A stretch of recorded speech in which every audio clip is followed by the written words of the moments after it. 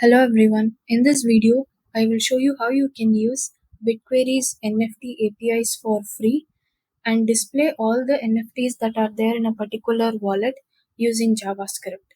So we will be using Bitquery's NFT APIs, which has every bit of information that you need about NFTs, including trades, transaction, ownership history, uh, wallet balances, balance history, marketplace data, ENS information, anything that you need about NFTs is available through APIs with Bitquery. So first we will click on start building here. So this will take us to GraphQL builder where we will build our query. Once we have built our query, there is a code generating feature here which will automatically generate code for the language of our choice. So we will use this to build the JavaScript code as well.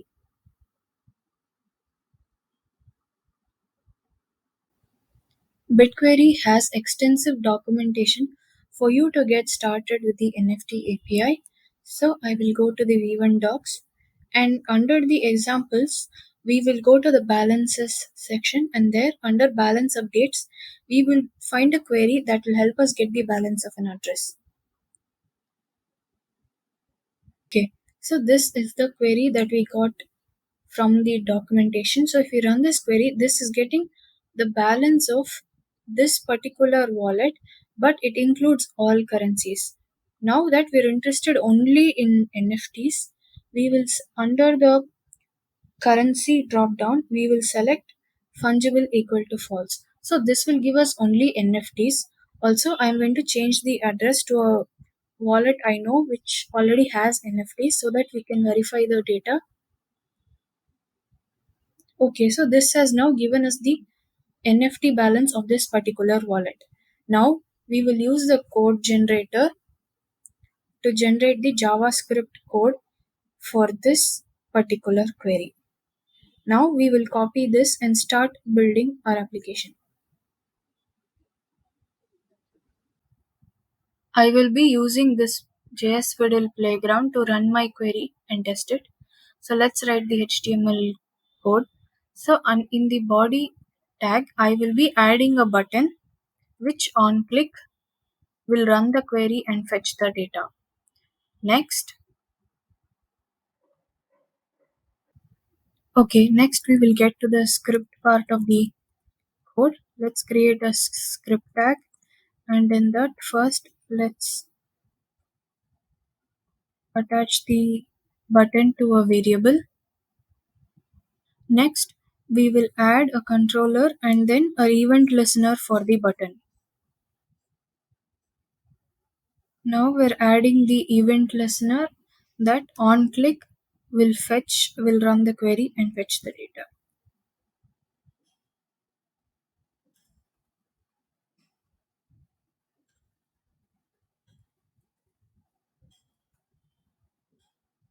We are writing a controller so that once, in case if we want to abort a request, we can include an abort, stop, cancel, fetch code later.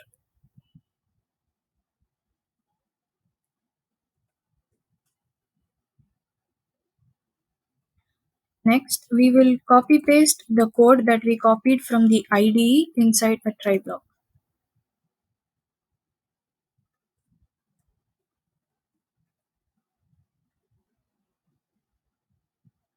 I am now pasting the code that we copied from the IDE here.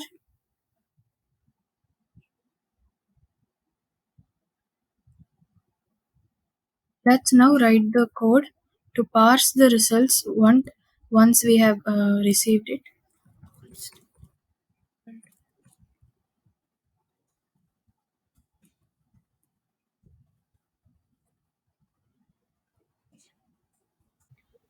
Next, I'm logging the results that we got from the request.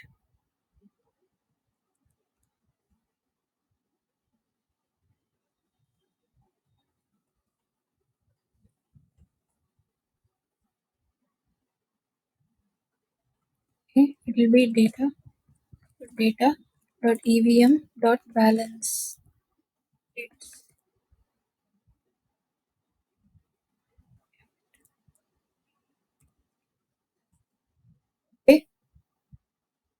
So this structure comes from the query here, where the result is under EVM.balance updates.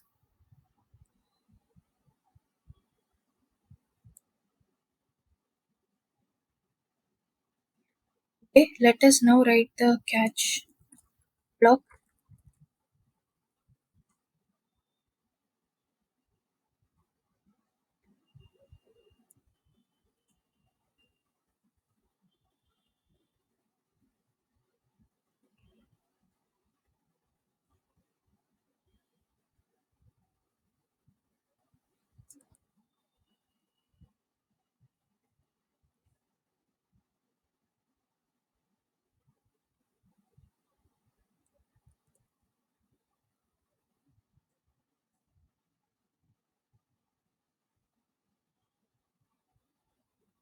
We will set the